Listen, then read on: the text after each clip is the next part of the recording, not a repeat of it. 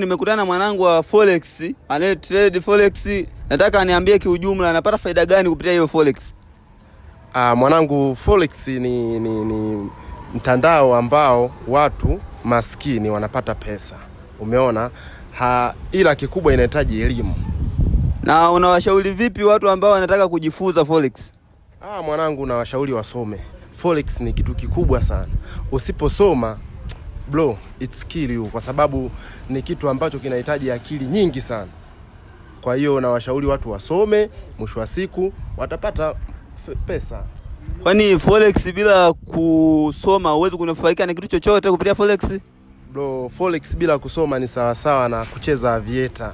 So aviator unakuwa kama na beti. Umeelewa? Huelewi ndege anapasukia wapi. So hivyo mimi nawashauri watu wasome, mwisho wa siku watapata manufaa.